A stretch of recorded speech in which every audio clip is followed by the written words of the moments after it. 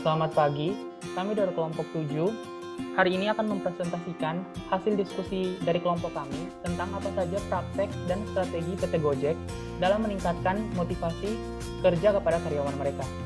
Kami kelompok 7 terdiri dari Celia Evangeline Christiana, Clara Sayolanda, Eduardo Thomas, Ricardo Putra Mahali, Fania Anggelica Wijaya, dan Yolanda Feli Agata.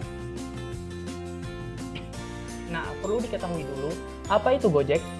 Ya, jadi Gojek ini merupakan perusahaan yang sebelumnya ditulis atau dibaca itu Gojek gitu ya. Merupakan sebuah perusahaan teknologi asal Indonesia yang melayani angkutan melalui jasa ojek. Perusahaan ini didirikan pada tahun 2010 di Jakarta oleh Nadiem Makarim. Saat ini, Gojek telah tersedia di 50 kota di Indonesia. Selain di Indonesia, layanan Gojek ini tersedia di Thailand, Vietnam, dan Singapura. Diketahui sendiri bahwa Gojek ini telah memiliki sekitar 4.000 orang karyawan. Selain itu, mitra dari Gojek ini sendiri seperti GoRide berjumlah sekitar 2 juta orang dan mitra GoFood berjumlah sekitar 500.000 orang. Gojek ini sendiri didirikan oleh Nadiem Makarim, warga negara Indonesia yang lulusan Master of Business Administration dari Harvard Business School. Ide mendirikan Gojek muncul dari pengalaman pribadi ia sendiri dengan menggunakan transportasi ojek hampir setiap hari ke tempat kerjanya untuk menebus kemacetan di Jakarta saat itu. Nadiem masih bekerja sebagai co-founder dan Managing Director Zalora Indonesia dan Chief Innovation Officer dari Kartuku. Jadi selanjutnya saya akan membicarakan tentang bagaimana PT Gojek dalam meningkatkan strateginya untuk meningkatkan motivasi para karyawannya. Yang pertama adalah memberlakukan awards and punishment.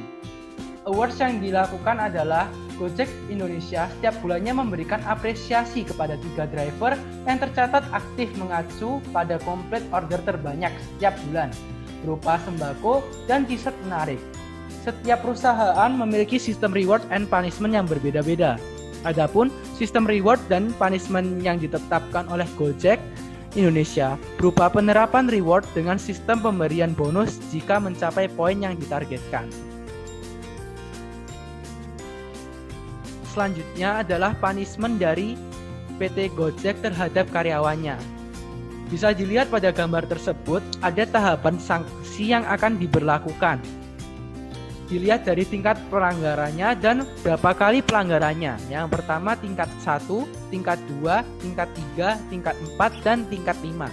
Yang kedua ada melalui pelanggarannya yaitu sekali, 2 kali, 3 kali, sampai 5 kali.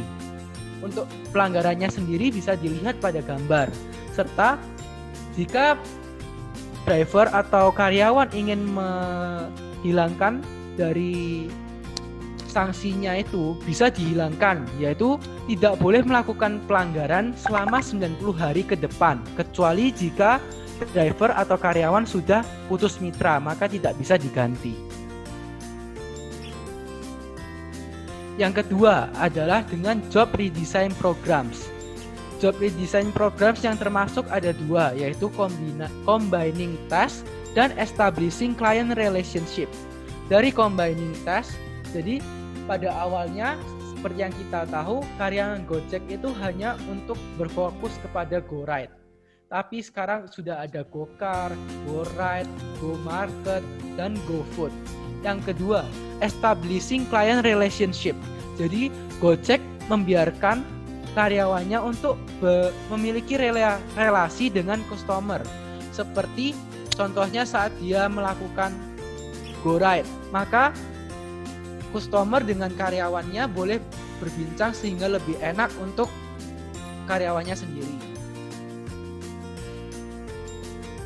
Yang terakhir adalah atau yang ketiga job enrichment. Yang dimaksud job enrichment sendiri adalah meningkatkan kenikmatan pekerja dari karyawannya sendiri dengan cara memberikan motivating ke karyawannya. Contohnya adalah pada saat pandemi seperti ini, maka Gojek akan memberikan motivasi kepada karyawannya dengan cara untuk menjaga tetap dirinya melakukan protokol kesehatan.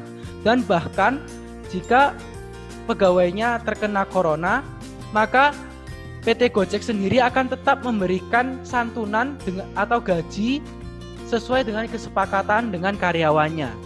Sekian presentasi dari kelompok kami mengenai tugas dari Bu Endang. Sebelumnya kami mengucapkan terima kasih dan semoga dapat bermanfaat presentasi kami pada saat ini. Terima kasih.